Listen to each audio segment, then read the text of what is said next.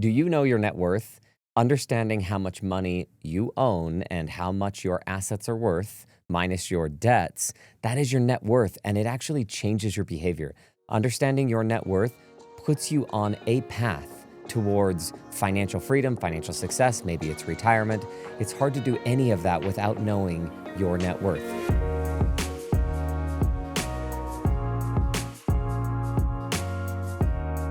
My name is Zacc Call. I'm the president at Capita Financial Network. Welcome to the Zacc Call Money Education Channel.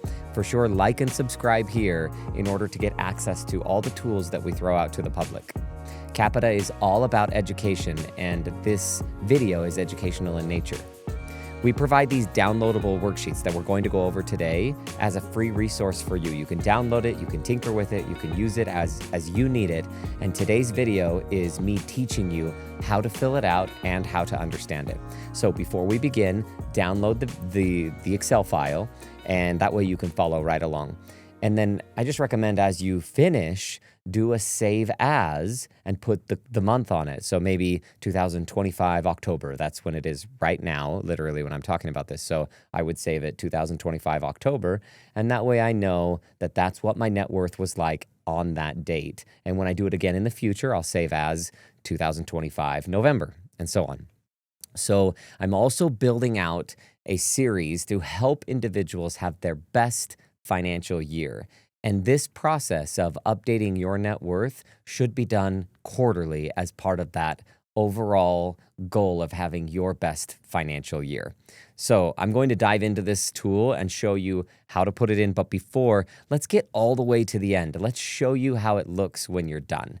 So I've made up some fake information for Tony and Pepper Stark in here, and the net worth tool looks like this. You see how much money you have in assets, how much you owe, that's liabilities, things like debt, and the difference between those two makes up your net worth. If you were to sell everything you had and pay off every debt you had, how much cash would you get in the bank account? I know there's taxes associated with that as well, but we're just trying to keep this simple and understand your net worth. So this is what it looks like in the end. Also, there's a way you can print this. You could do what's called print to PDF, and that will also allow you to save the file as a PDF. So you'll come in here and usually in your computer, I have an HP computer, so it says Microsoft Print to PDF. Sometimes it says Adobe Print to PDF, and we have the page break set so that it will print just nice and clean your own little net worth statement. So you can either save the Excel file or a PDF of your net worth statement. There are also net worth charts available to you. These charts show you how much money you have by account type, how much money you have by category, how much your debts are by category, and maybe by owner. These are so useful in different conversations. For example, the owner might be a tool you use to figure out your estate planning and how you have registered different accounts, whether it's owned by Tony in this case, or Pepper, or the Stark Family Trust, or Stark Enterprises. And then you could also be thinking about by category to figure out what kind of structure you have between retirement accounts and non-retirement, or real estate, or private equity. And then debt, of course, it's broken into different categories. This is helpful to know, hey, I've got high interest debt that I need to work on, or just general debt that may be less priority, or just mortgages that you might choose to keep for as long as the full term because the rate is so low. So you get a feel for what your worth is like, and then at the very bottom, it shows you where your worth is located. So by like physical asset, or it's at a particular brokerage firm. All of the information that you're seeing right now, I've made up. So again, Tony and Pepper Stark from like Iron Man. And it shows Schwab and Fidelity or Coinbase, or maybe it's a partnership direct. You get the idea. If it's below the zero line, that's because it's a mortgage. And so it's showing a negative amount, or it's debt. It's showing a negative amount on that assets and liabilities by location. For the net worth charts tab, you have a lot of customization in terms of what you want to show on each of these pie charts.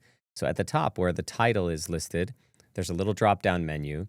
You'll click on that and you'll be able to choose assets by category, by owner, by type of account, by the debts by category. And then at the very bottom, there's an assets and liabilities by location. So you can know exactly where your money is. I like this a lot because if you If you show your spouse or significant other or executor how to find this information, it will be much easier for them to settle your estate if you were to pass away. Also, it helps you know how spread out your money is across different locations and if it's overly complex. The assets by owner can help you understand your estate structure, and debts by category can help you understand which to tackle first. So the customization that's available is any of the headers can be changed to any other type. And if you happen to pick one for two different spots, for example, I've picked assets by owner in two different locations, it pulls a little red alert letting you know that the chart is selected more than once.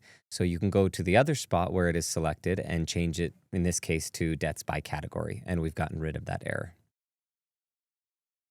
One of the most beneficial tools in this whole thing is somewhat of a secret. It's actually this Show Details button on the right side of the Net Worth Charts tab. So you click on the Show Details button, and it will summarize all of the information that's being given to you on the charts. So you can see all of the assets by type of account in a nice clean list with the balances off to the right, and the assets by owner and assets by category, and that's the order I currently have it in.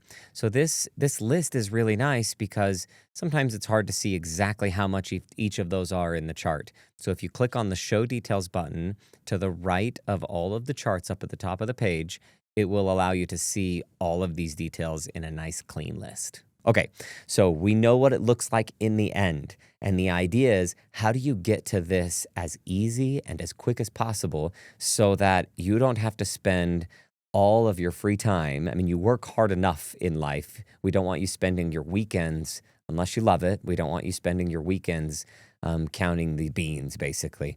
So in the startup, I'm going to go to a version that is empty so that you can get a feel right from the beginning. In the very first boxes, you will put in your name, and if you plan with a spouse or partner, you'll put in their name. So I'm going to put in some fake names here. Let's say we have John. And then for the wife, we have Jane, and their last name is Smith. So we have John and Jane Smith, and it automatically starts to fill out the possible owners for you. So you have John as an owner, Jane as an owner, and then joint accounts or joint ownership for John and Jane Smith. Now, they may also have a trust that they've built, like a family trust. So we're going to put that in. Let's say in this case, they have done John and Jane Family Trust. And in many cases, people put the last name in there. So John and Jane Smith Family Trust. John runs a consulting business, and he has the John Consulting LLC. And that's another owner. Or maybe they have a kid named Drake, and then they also have a kid named Jessica. Again, just making things up.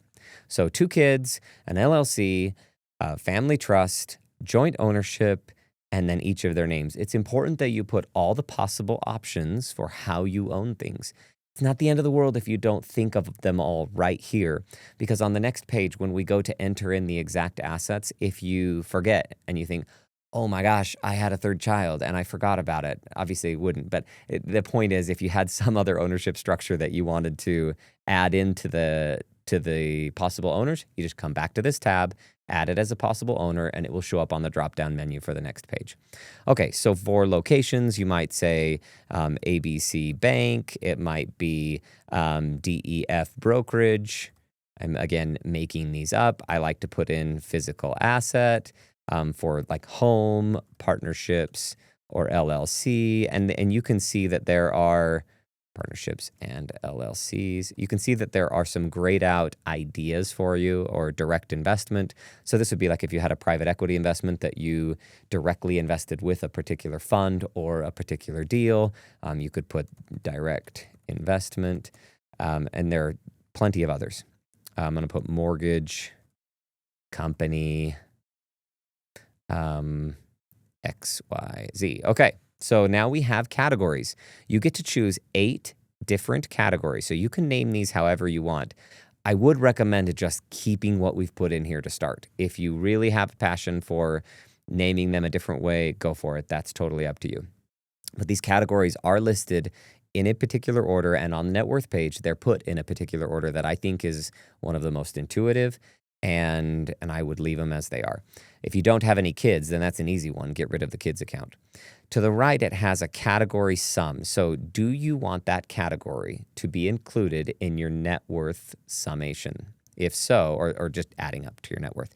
If so, you choose yes. If not, no. The other category is not editable.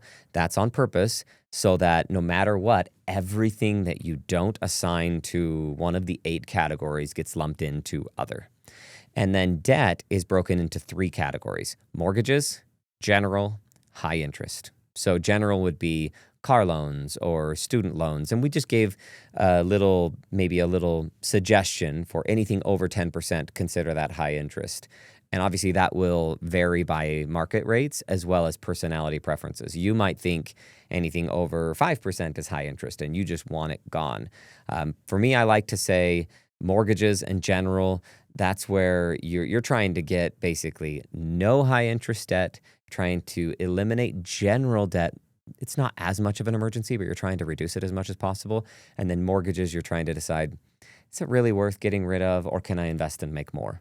Okay, so those are your 3 categories, and that's how you use them. The last category is life insurance, and this is meant to help you know what would happen if one of you died or if both of you died, how that changes your overall net worth and how much more gets added. It is its own category. So once you have built out the setup page like this, you are ready to enter the assets in. The nice part is you can enter them in whatever order you want. You can leave rows blank. Oftentimes I find that when we're talking to clients, they don't perfectly organize all their assets to us in a particular order. They say, oh, I have a 401k. I also have this checking account. I have a Roth IRA over at this firm.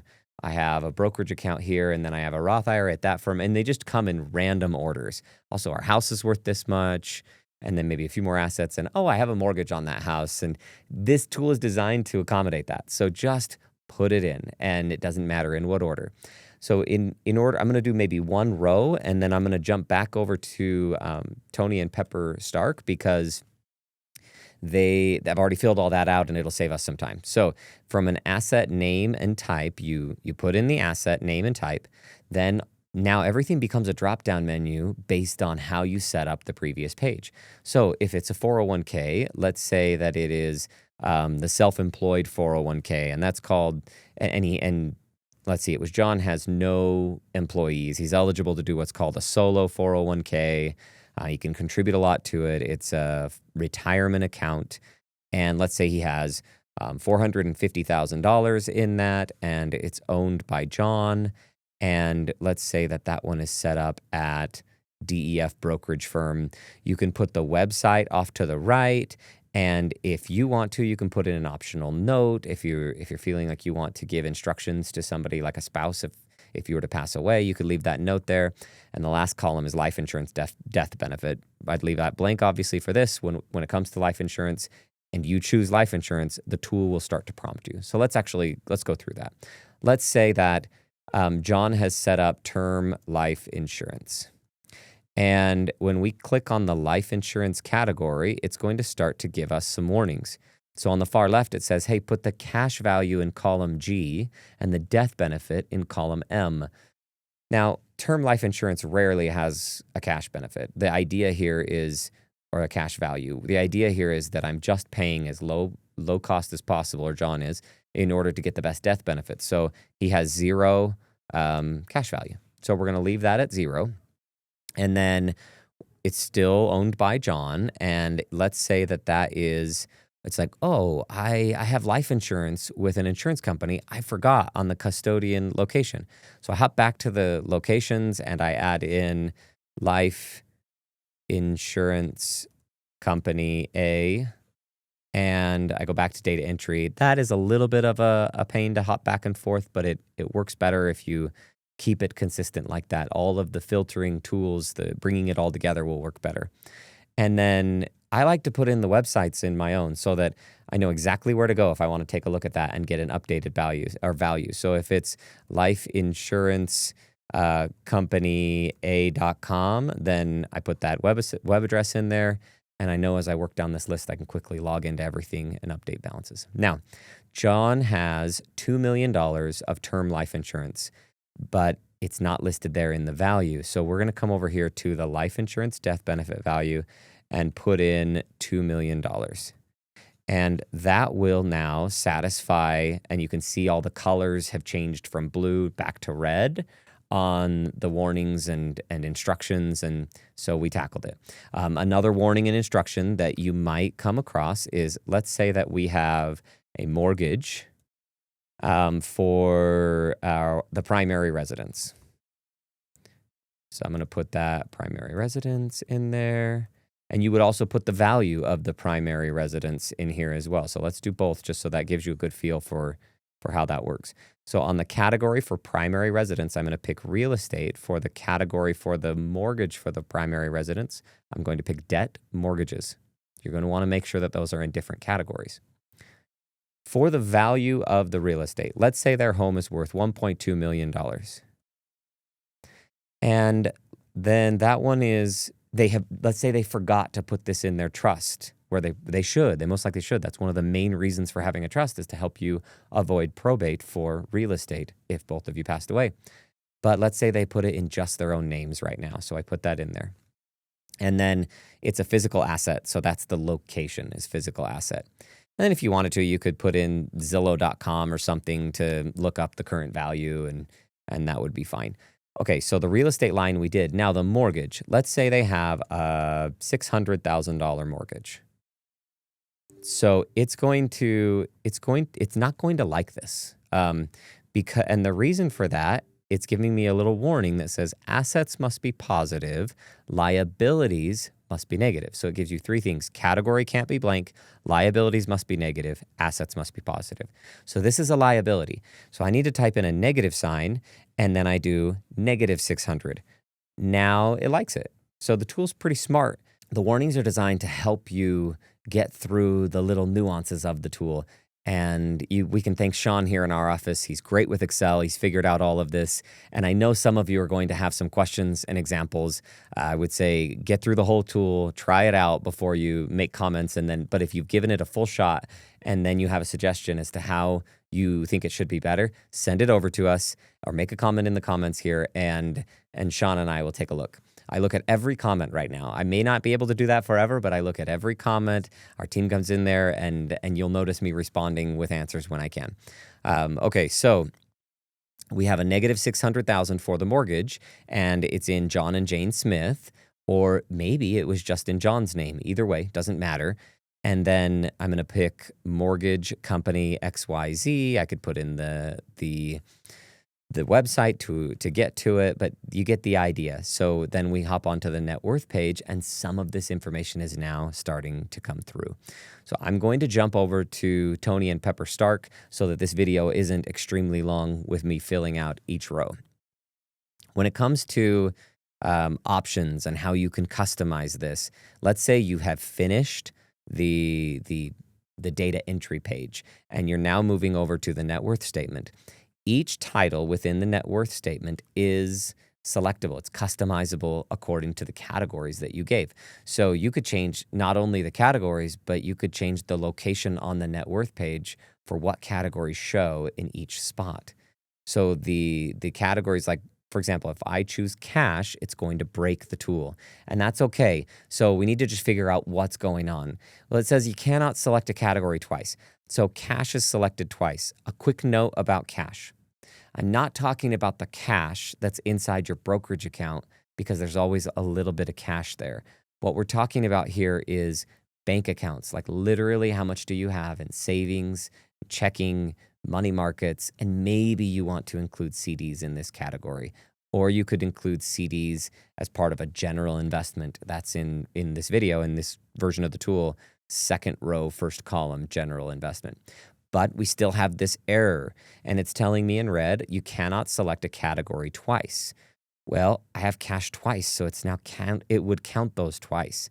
So if I come over here to the right, it shows me, well, what category haven't I selected? It looks like It is asset categories not selected for the net worth statement is retirement. So now I can come back here and say, I want retirement in the second box. I want cash first, retirement second. And now all the errors have gone away. It looks great, and it shows me the net worth is $7 million. I mean, if Tony Stark's net worth is down to $7 million, he really has made some wealth mistakes over time. But you get the idea. I had to use numbers that were real-ish for this net worth statement. Now, you see this blue warning. I'm going to zoom into this part here. It says not included in net worth. What's going on here is in the first page in the setup, I had said I don't want charitable giving or my kids' accounts to show up in my own net worth. And I have this exact situation. I built this for me. I've been doing this tool, a version of it. We spent many hours over the last several weeks getting this ready for the public, but I have been using like the first version of this and updating it monthly in my own records to show and help me understand the progress of my wealth.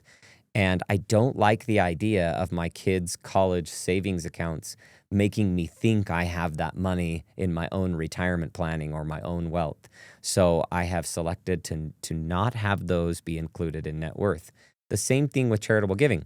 If you have what's called a donor advised fund, that would be a charitable giving account. If you don't know what that is, I have other videos that you need to watch. It's an amazing tool for charitable giving. But that would be something I would also consider not part of my net worth, but I do want to know how much it is and where it is. This ability to accommodate including or not including in your net worth is there so that you can include things that are part of your financial life, but they might not be part of your net worth. And kids' accounts and charitable giving, they're good examples of that. Okay, other will capture everything else. In this case, there's some digital asset in there. It's some actual Bitcoin held in their own wallet, not a place like Coinbase or other, and it's just listed under other category. It's nice because you can see the credit card debt, the general debt, the mortgage debt. So as you look at these three debt categories, we immediately can start to think, guys, you got to knock out this credit card debt. And then next we can be a little bit slower and a little bit more methodical about how much of the general debt do we want to knock out. And then, I mean, he still owns $50,000 on the final loan for the Mark V Ironman suit or something like that. Obviously, that's not real, but you get the idea. And then debt and mortgages, that's the final like debt that you would start to tackle and knock out because the interest rate is lower and you can actually make pretty good money on investments generally over time. Some people have a high enough risk tolerance to let themselves carry mortgage debt. Others with a lower risk tolerance may choose to pay it off. And of course, this isn't giving you advice. This is giving you the tools and the education, and this is educational in nature to help you make the right decision.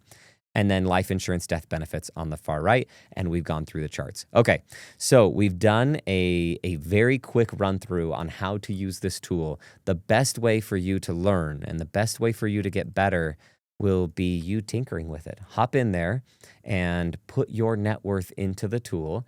And for many people, it's actually much less complicated than the examples that I've given you here today. So you should be able to do this fairly quickly. Many of our advisors, now of course they're in the industry, but many of our advisors were able to put their own net worth in this within 15 to 20 minutes.